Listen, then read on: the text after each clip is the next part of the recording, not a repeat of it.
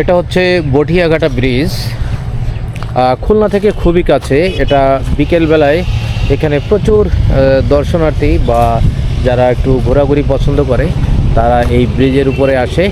ব্রিজের উপরে প্রচুর বাতাস বয় আর কি, তো যে কারণে এখানে আসে। এটা হচ্ছে সামনে পশুর নদী, এই নদীটা দিয়ে কিছু দূর গেলেই মোংলা, একেবারে মোংলার কাছাকাছি আর কি। মোংলা এখান থেকে হয়তো 30 কিলোমিটার বা 35 কিলোমিটার হবে। আর এটা হচ্ছে বটিয়াঘাটা ব্রিজ। তো ব্রিজটা কেমন লাগলো আপনারা জানাবেন। আমি এই যে ড্রোন ভিউতে আপনাদের দেখানোর চেষ্টা করলাম পুরো পরিবেশটা।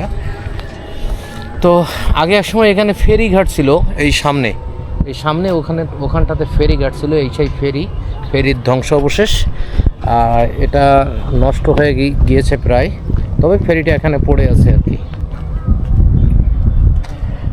তো বেশ এরকম একটা সুন্দর একটা মাঠ পেয়েছি আর কি ব্রিজের নিচে। এখানে দাঁড়ায় একটু ভিডিও করলাম আর কি।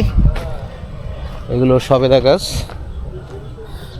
এখানে কফি হাউস হয়েছিল কিছুদিন আগে, বেশ কফি হাউস হয়েছিল এখানে, ভাসমান কফি হাউস, কিন্তু এখন দেখতেছেন আর কি।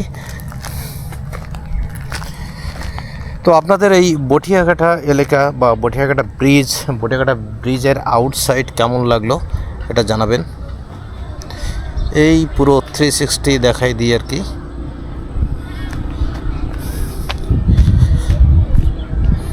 তো ওকে, টাটা, বাই বাই, ভালো থাকবেন সবাই।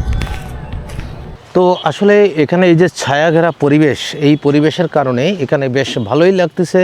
মানে এখানে বেশ কিছু গাছ আছে এবং গাছের ছায়াটা বেশি ভালো লাগতেছে, কারণ এই যে নদীর পাড়ে তো এখানে প্রচুর বাতাস হচ্ছে আর কি, ফুরফুর করে বাতাস হচ্ছে, যে কারণে ভালো লাগতেছে আর কি। তো আমি কিছুক্ষণ এই বাতাসটা উপভোগ করলাম এবং আমি ড্রোনটা ফ্লাই দিয়ে বটিয়াঘাটা বাজার এবং বটিয়াঘাটার যে ব্রিজটা এটা দেখানোর চেষ্টা করলাম।